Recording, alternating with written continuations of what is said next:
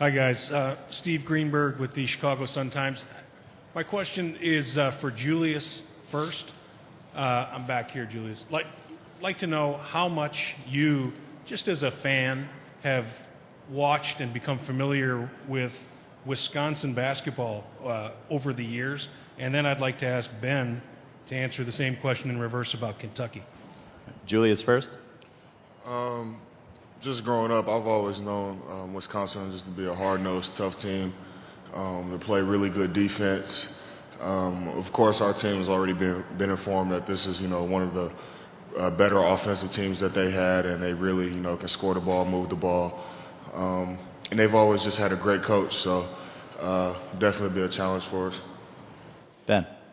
There's definitely a lot of rich history with the University of Kentucky's basketball program.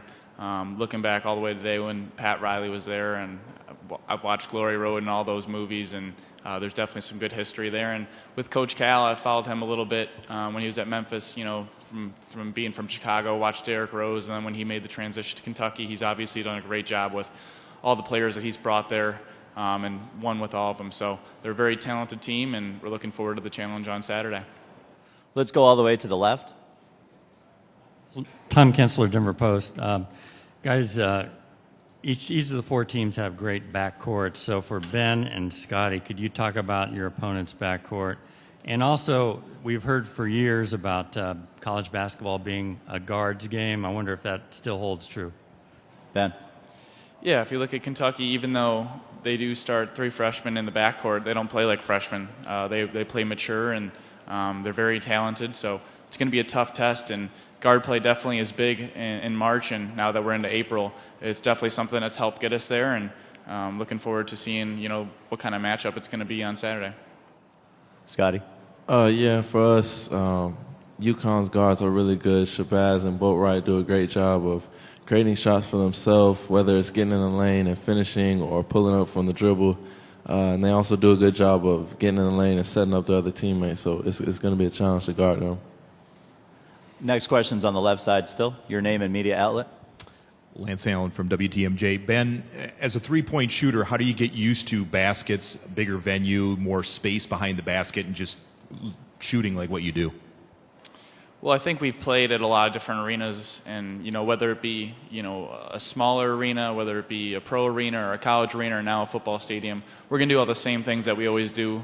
Coach Ryan does a great job with that. We get shots whenever we go different places, and so I think we just prepare the same way for every place we go to, and it's worked for us, so we're going to continue doing that.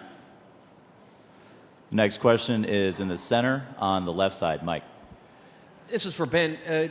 Can you talk generally about what Bo has been like to play for in terms of, he can be a little bit biting sometimes. Wonder if that reflects on you guys, and also maybe something that he's taught you about how to play the game that you didn't know before you arrived. Yeah, Coach Ryan's been awesome to play for in the fact that I've really grown as a player. I didn't play at all as a freshman, really, and I had a chance to learn what it's going to take to get out there on the floor and what he demands and what he expects from what you have as players. And luckily, I had other older guys like Jordan Taylor and John Lure ahead of me who I was able to learn a lot of things from, and I've really just grown as a basketball player. And his intensity that Coach Ryan brings every day, he gets up and he comes to practice and he teaches us, and he just wants to help the young men that he has learn the game of basketball and do it the right way. And we're proud to be here representing the University of Wisconsin and ready to go after it. Next question is all the way on the right side. Also for Ben, Rick Bozich, WDRB. They obviously play five freshmen, start five freshmen. When you were a freshman, you averaged 3 minutes, less than a point, less than a rebound, and less than an assist per game. Were you capable then of playing more? And when you come in there, does Coach Ryan tell you as a freshman you're not going to play much? Oh, I mean, there's always an opportunity. I knew there was an opportunity there, and I just had some learning to do and some growing up to do, and I definitely, brought it every day in practice, and I did what I could to make my teammates better. But I think that experience really helped me grow as a person and as a player, and it led me to where I am today. And, even though they are five freshmen, they've obviously proven that they can get the job done, because you don't get to the Final Four right now for no reason, so they're doing some good things. We're going to stay on the right side. Names and media outlets, please, everyone. Ken Spencer, WHAS 11. Julius, obviously you're playing in the Final Four at home. What does it mean to you, and what has your emotions been like kind of leading up to this thing? Yeah, it's definitely home. I'm just excited to be playing. It doesn't matter if it was in Dallas or, wherever it was. Just to have the opportunity and blessing to play in the Final Four is all that really matters to me. It's kind of been emotional for my family. All of the team's been through this year, and they're just really proud of where we've came. But at the end of the day, we're just excited to get out there and compete and have another opportunity to play the game. We're going to go to the left side first with Liz. Thanks. Liz Clark with the Washington Post. This is for Julius, but if any of you guys want to chime in, that's great. Julius, obviously all season you've played before huge crowds at Rupp, and here this weekend you guys might be playing before 75,000. I'm wondering, at any point this season, have you ever paused to sort of do the math on how much money you and your teammates are bringing in for your school? And, if so, on balance, does the value of the scholarship that you've gotten this year, does that seem like a fair exchange, or is there anything you'd change about that if you could? No, I've never done the math on, what we're bringing into the school or anything like that. All I know is that I'm a college athlete, I'm a college student. I have the opportunity to get an education as well as, play for Kentucky, who has so much tradition. And, that's really all that matters to me right now. I don't really get into the politics and stuff like that about, whether it's fair or not. But I just know I'm blessed to be in the position I'm in, and that's really all that matters to me. Niels, can you take the same question? Yeah, I think we got to agree with what was just said, and I think that there might be a different way to see the whole situation, but I think all of us up here are blessed that we got the opportunities that are presented to us, and just the way it's compensated, I think is great for us to get an education and just taking care of all the things that we go through every day. And I think those problems that you're probably asking for, I think other people should take care of them. On the left side. Yeah, Kevin Brockway, Gainesville Sun. Question for Scotty. Throughout the Dayton game, I saw you kind of gathering the team together, huddling them up, talking with them. How important do you think, as a point guard, is it to be a vocal leader, and how have you developed that over time? I think it's important to have somebody on the floor that kind of relays what the coach wants and can say it from a better perspective on the floor. I think it's important to keep us connected and together as a group, focus on what's happening right now in the current possession. And I've just tried to grow into more of a leader as I've grown older, and just kind of have my mind more into the game. Toward the center, Janine. Janine Edwards, ESPN. Ben, what aspects of your offense do you feel that you guys as a team maybe don't get enough credit for? Or what aspects of your offense are maybe a little bit underrated, and why?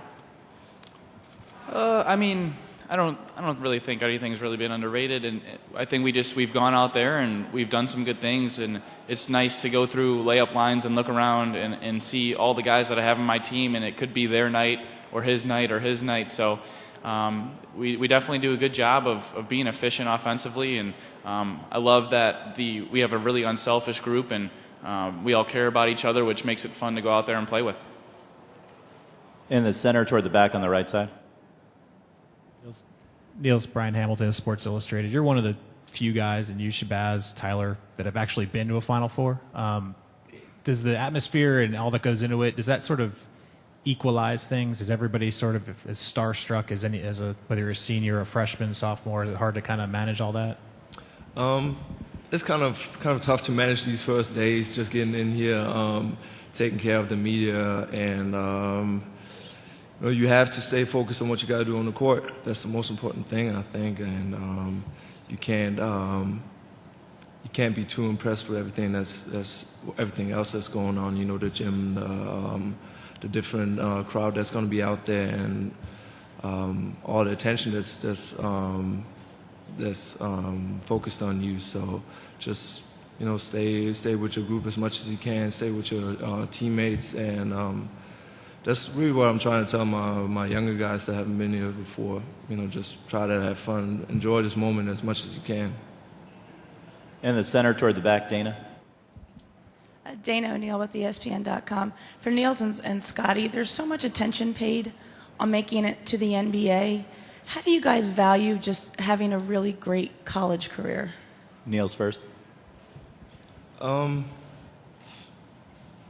think it's interesting to see different people. Like Shabazz stayed for 4 years, and he made that conscious decision to get his degree and wait for the next step for another year. And I think it's just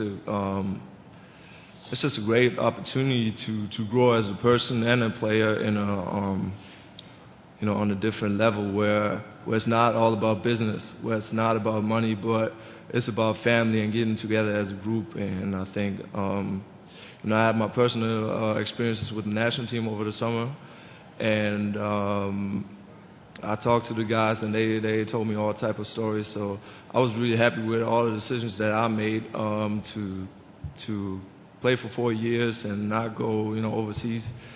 So it's just a great opportunity to build something at a university where you can always go back to. You will always have that family and that basis. And I think that's why people should consider taking 4 years, getting their degree, and really making impact on the university. Scotty, same question.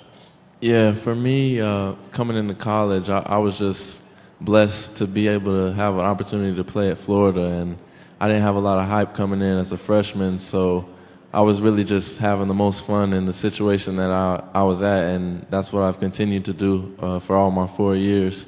I never really look to the future as much as I'm just having fun in the moment right now and just enjoying playing with my teammates and the college experience, because it's a lot of fun with the fans and everything, and having teammates that you care about, and whatever happens in the future, whatever happens will happen, but I'm enjoying right now. Next question's on the right side, Nicole. Nicole Auerbach, USA Today. For Scotty, what makes Shabazz so different and difficult to guard compared to some of the other point guards you've guarded this season? I think that's his ability to pull up from anywhere, and the quickness that he pulls up, and with the efficiency that he makes difficult shots. Just that's what makes him hard to guard, and he also has the ability to get in the lane with his quickness and his first step. Just the different weapons that he has on offense is what makes it hard for him to guard. All the way to the left side. For Ben and Julius Bravo, WMTV, Madison, when you look at the matchup between your two programs, you got one program that's a high seed but hasn't been here very often in the Final Four, another one that kind of had an improbable run but was a lower seed. Who gets the ownership to the underdog card, and is that something you want to even embrace? Ben first. Well, I just think it's going to be a great matchup. Doesn't matter, what everyone has us at, or what seed, or if you get to here at this point in the Final Four in March, obviously both of your teams are playing very well, and you're there for a reason. So no matter what anyone says about underdog or whatever, it's going to be a battle, and I'm looking forward to it. Julius. Yeah, I think, especially with both of these programs, there's just too much tradition and too many great players that have come through both of these programs that I really don't believe there's an underdog, especially when you get to this point in the season and the Final Four. And you're playing for either one of these teams. I mean, there's no such thing as an underdog. It's just, going to be a hard fought game, and I think that's what both teams are looking forward to. Next question's toward the center and the back. Hi, Scotty. Steve Greenberg with the Chicago Sun-Times. I wanted to ask you as well about Napier. Can you relive, the experience of that game? I know you got hurt too, and you lost, and you watched him hit a winning shot, and how much it means to you to get another crack at that defensive assignment? Well, I always like guarding guys that are challenging to guard. But as far as getting another crack at playing them, it's really not about that at all. I mean, I would be happy to play anybody in the Final Four because I'm just happy to be here with an opportunity to advance. And so they're a great team. They've obviously played great up to this point. And so it's going to be a tough game for both of us. But hopefully we'll come out with a lot of high energy and ready to play. We have time for two more, and we have them selected. First one's on the left. Jacques Taylor, ESPN Dallas. Julius, how has your game evolved since you first showed up at Kentucky, and what aspect has Coach Cal helped you with the most? My game's evolved, tremendously. Just my mindset towards the game, how I approach games and how I make adjustments throughout games. Coach Cal has done a great job of developing, many different parts of my games, but the biggest thing is, just how I approach games.